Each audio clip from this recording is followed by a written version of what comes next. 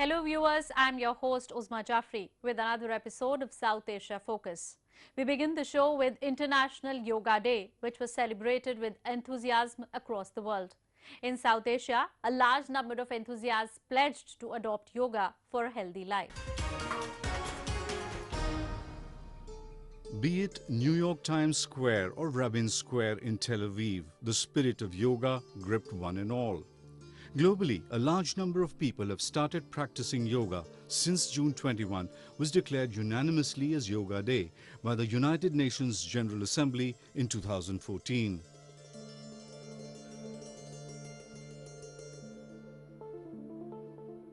Yoga is a physical, mental and spiritual practice attributed mostly to India. Indian Prime Minister addressed a 50,000-strong gathering in Lucknow and performed yoga with students for about 20 minutes. Modi said yoga can provide health benefits free of cost. He added that several countries that were unaware of India's culture are now connected to it. आज योग घर घर का जन जन का उसके जीवन का हिस्सा बन रहा है। विश्व के अनेक देश जो न हमारी भाषा जानते हैं, न हमारी परंपरा जानते हैं, न हमारी संस्कृति से परिचित है, लेकिन योग के कारण आज पूरा विश्व भारत के साथ जुड़ने लगा है। From the deck of an aircraft carrier to the sub-zero temperatures of a Himalayan military outpost, tens of thousands of Indian Armed Forces personnel celebrated 3rd International Yoga Day on June 21. A yoga event was organized on board an Indian naval ship off a coast in western Mumbai, where hundreds of Navy personnel, along with the families, bent and stretched as they performed yoga exercises. Undeterred by harsh weather conditions, personnel of the Indo-Tibetan Border Police in the northern town of Ladakh marked the day by performing various postures, breathing exercises and meditation. All ships, all establishments are undertaking this exercise today, but it is not restricted to International Yoga Day. In the Navy, we have now institutionalized yoga training. A number of instructors are now in a position to undertake training for our personnel on a regular basis. In Nepal's capital city Kathmandu, thousands of yoga enthusiasts gathered at Pradarshini Marg to mark the day. Unperturbed by the incessant rain, people performed yoga in raincoats or by holding umbrellas. The event was organized by the government of Nepal in coordination with Patanjali Yoga Peeth and Indian Mission to Nepal. International Yoga Day is a very important day for us, and it is very beneficial for mental and physical health. So this type of message should be widely spread. Yoga is very essential for our health, and to keep our health mentally and physically healthy, we have to do yoga regularly, and I'm also practicing it in my daily life, and I'm feeling really fit and fine just because of yoga. Yoga, a discipline that dates back thousands of years, has gained immense international prominence over the last several decades as a holistic regime for the mind and body. De-stressing through yoga is necessary in modern times. Moving on, we now talk about deteriorating human rights situation in Pakistan. In almost all of its provinces, the incidents of enforced disappearances and killings have forced political activists to raise their voice at various international platforms. We want freedom! We want freedom! We want freedom! Raising a voice against Pakistan's inhuman act in Balochistan. At the ongoing 35th session of the Human Rights Council in Geneva, the Baloch Republican Party carried out a protest against state atrocities and human rights abuses in The protesters were carrying banners and placards reading various slogans against Pakistan aggressions in Balochistan, Baloch genocide and China's interference in the region. UNO! UNO! UNO! They blamed Islamabad for suppressing the Baloch freedom struggle by force and violations, especially allowing China to build an economic corridor in their territory.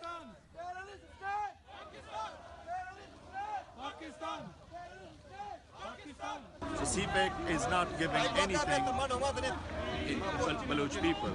So Baloch people are leaving their homeland, going to somewhere. They are still homeless, and million people they left their home because of the CPEC. So Baloch doesn't want any CPEC. We are here to let the United Nations to stop the human rights violation in Balochistan, to stop China to taking Baloch resources in Balochistan.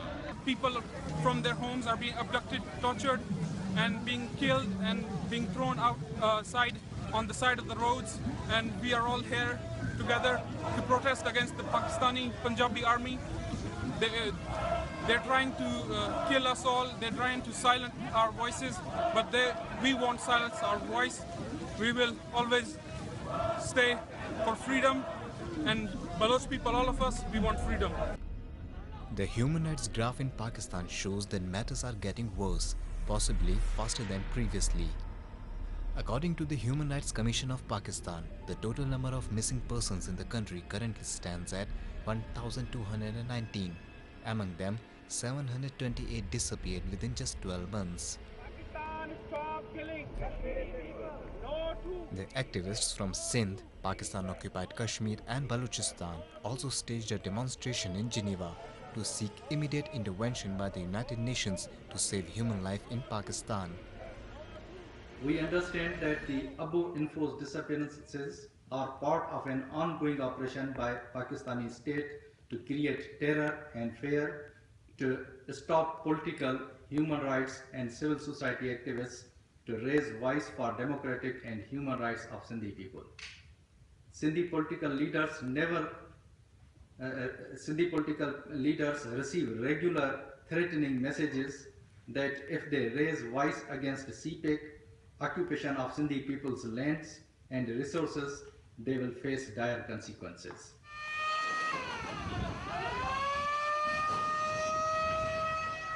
The Pakistani security forces have turned violent since after the inauguration of multi-billion China-Pakistan economic corridor project last year.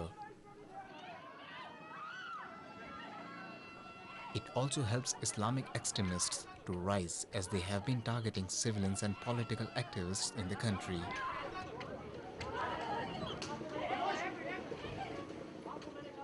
The rise of Islamic fundamentalists in Pakistan also remains a major concern among political activists. To know more on the situation, we are now joined by Lakhu Luhana, a Sindhi political activist.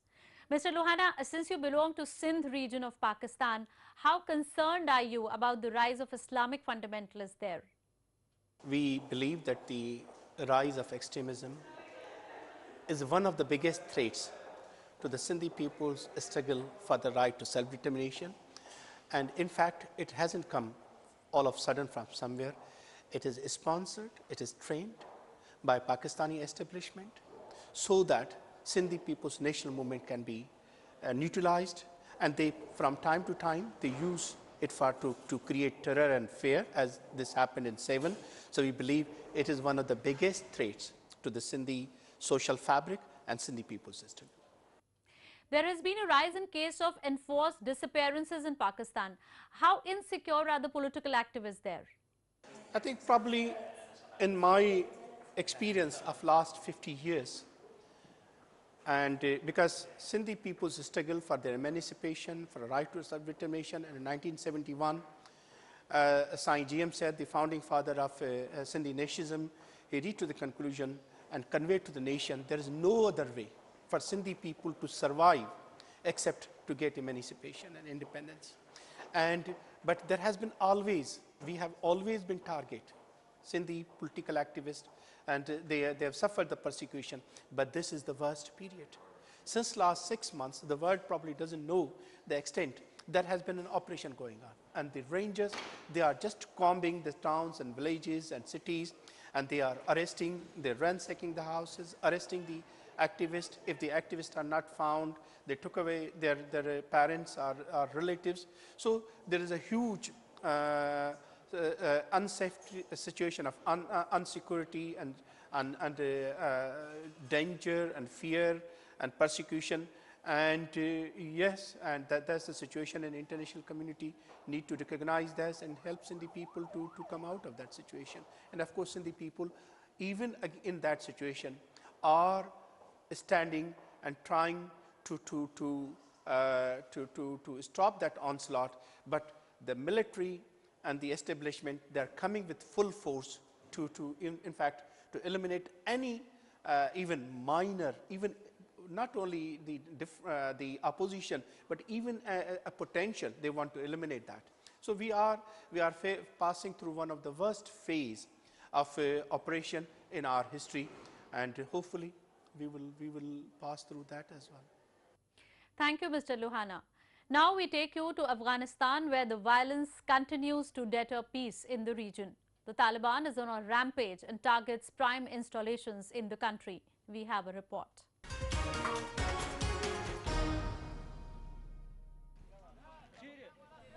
A car bomb detonated near the gate of New Kabul Bank of Lashkar branch in Helmand province added yet another day of grief and sorrow in the history of Afghanistan.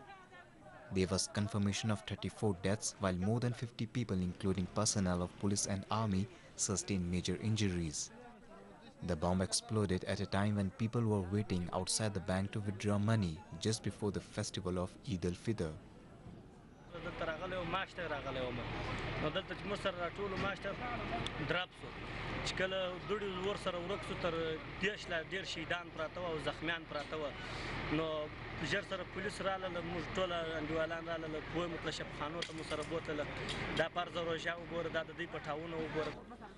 Taliban claimed the responsibility of planting the explosives.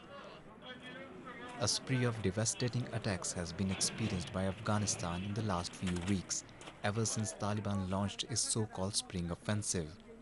Only a few days back, the Taliban attacked a police headquarters in Gardes, the capital city of Paktia province, in which dozens of people were killed. The early morning attack was carried out by at least 5 suicide bombers. One bomber detonated a car packed with explosives at the gate of the police headquarters. 4 more attackers stormed the gate after the blast, with at least 2 quickly killed by the police. The others held out against Afghan special forces that had responded to the attack.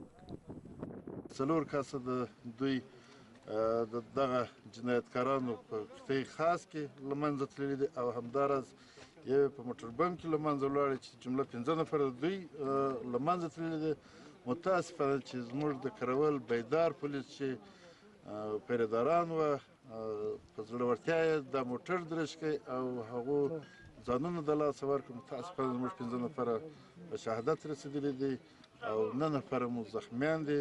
خوشبختانه ملکي تلفات هېڅ نه لرو، خو اوس هم د دوی یو یا 2 نفره په ساحه کې دي چې فعلا هم زموږ ځانګړي قطاعت ورسره په جګړه بوخت دي. انشاءالله ژر به سقوط ورکړي. The Taliban and Islamic State militants have launched a series of attacks across Afghanistan in the recent times. The security situation in Afghanistan remains grim. Moving on, close allies India and Afghanistan have taken their bilateral ties a step further. A plane from Kabul loaded with 60 tons of medicinal plants and other items landed in New Delhi, marking the opening of the first air cargo corridor between Afghanistan and India.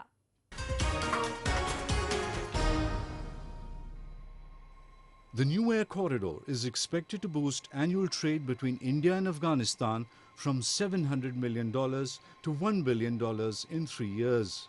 The cargo, worth about $5 million, was the first in what officials from the two countries hope will be many flights allowing Afghan and Indian companies to bypass Pakistan, which strictly limits the shipment of goods by land between India and Afghanistan and is often involved in border disputes with them.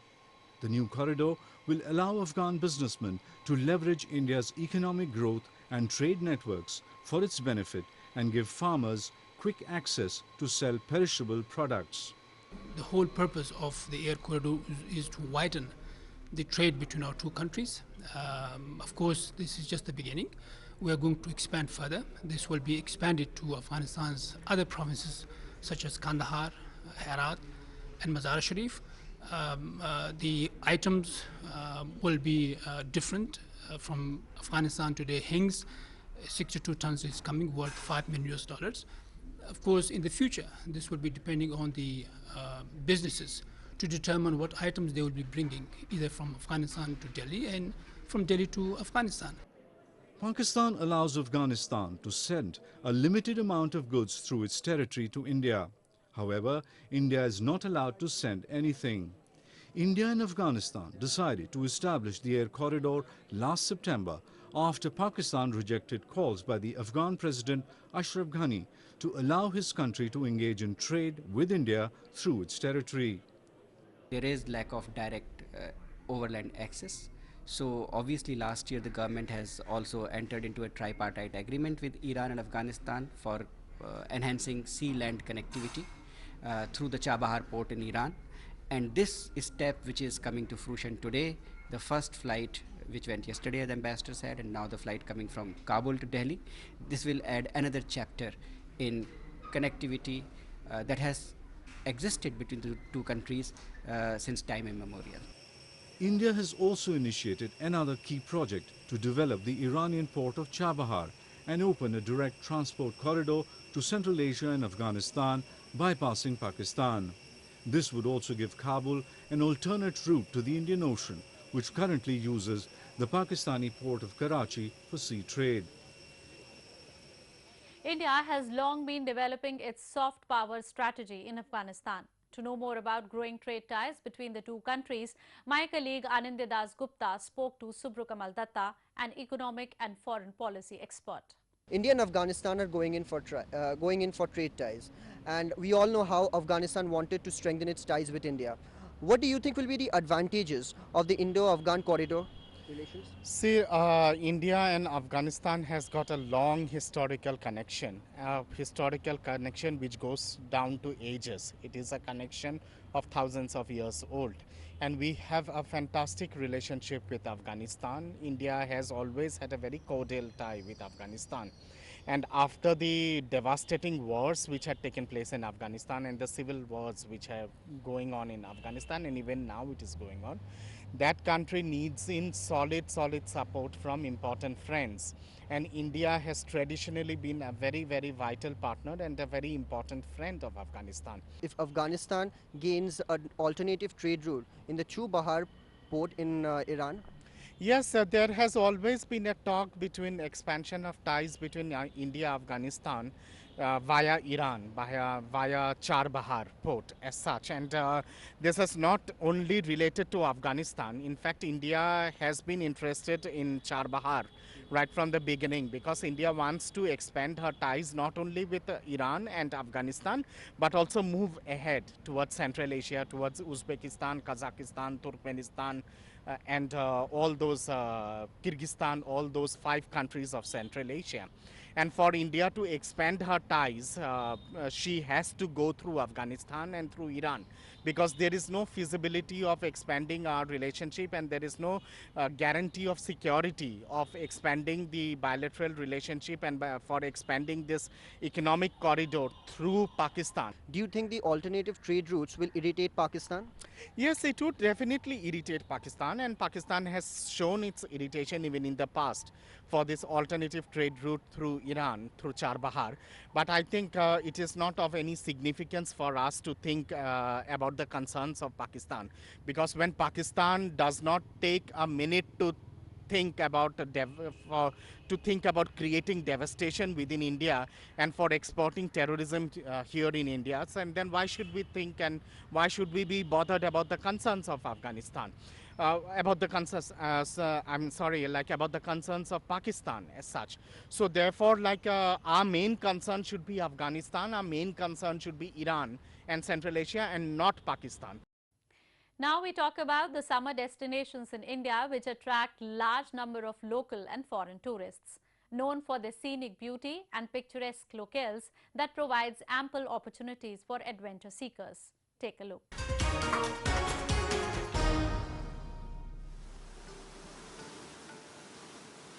Situated in India's northeastern Meghalaya state, these captivating elephant falls have been attracting tourists from across the country and abroad.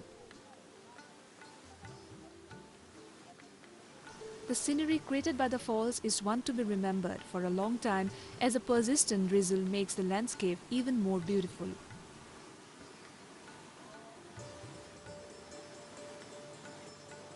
Telangana से बहुत ही अच्छा लग रहा है यहाँ पर आके। उधर बहुत गर्मी है और यहाँ पर आके ठंडा ठंडा वेदर है पूरा, बहुत ही अच्छा लग रहा है यहाँ पर। अभी अभी हम शिलोंग देख कर आए हैं वहाँ पर, और यहाँ का जो नज़ारा है वो बहुत ही बढ़िया है। मैं कहना चाहता हूँ कि यहाँ पर जो नेचर है वो बहुत ही फ्रेंडली है और हर कोई यहाँ पर आ जाए। और हमारा भारत जो है, जो बहुत बड़ा देश है, तो देश में बहुत सारे अच्छे अच्छे पॉइंट है देखने के लिए, तो सब लोग आए यहाँ पर और देखे। एलिफेंट फॉल्स है, मेघालय में कुछ पॉइंट है, पिक पॉइंट्स है, बहुत ही बढ़िया नेचर है यहाँ पर। सब लोग आए और ये देखे। Most of the tourists derive their definition of fascination from Shimla, a place set amidst beautiful hills in country's northern Himachal Pradesh state. Endowed with enthralling terrain, the Queen of Hills is the most sought-after tourist destination, which is toured by hundreds of thousands of people. While Shimla is great all throughout the year, it is special during the month of May and June, when the summer is at its peak in the plains and there is no better way to get away from urban routine and the crazy summer heat than to relax amidst the rolling green hills. बहुत अच्छा लगा। Basically मैं हरियाणा से आया हूँ। वहाँ का temperature देखा जाए तो बहुत ज़्यादा था, 45 के करीब था, बट यहाँ के देखा, वेदर देखा, क्लाइमेट देखा, बहुत अच्छा लगा। मौसम भी अच्छा है और टेम्परेचर भी बहुत डाउन है। फिर राइट नाउ अभी मैं रिच पे खड़ा हूँ और यहाँ का वेदर देख के ऐसे लग रहा है जैसे स्नोफॉल होने की चांस है, बट आई डोंट नो कि होगी या नहीं होगी, बट ओवरऑल बहुत अच्छा लगा। Paragliding is a pleasant activity for people who enjoy the thrills of risk, and Nainital is a real calling for them during the season when summer vacations are on.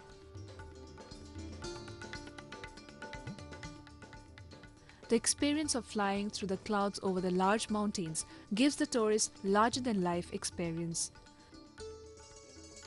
It was once-in-a-life experience. It was very awesome, and it was very safe. Even our 4.5-year-old kids could do it.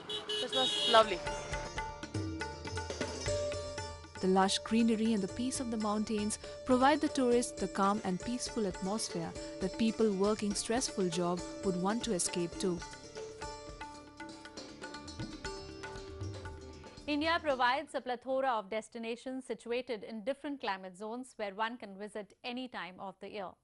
Now I take your leave with some pictures of people in South Asia preparing for Eid ul Fitr festival. Goodbye and take care.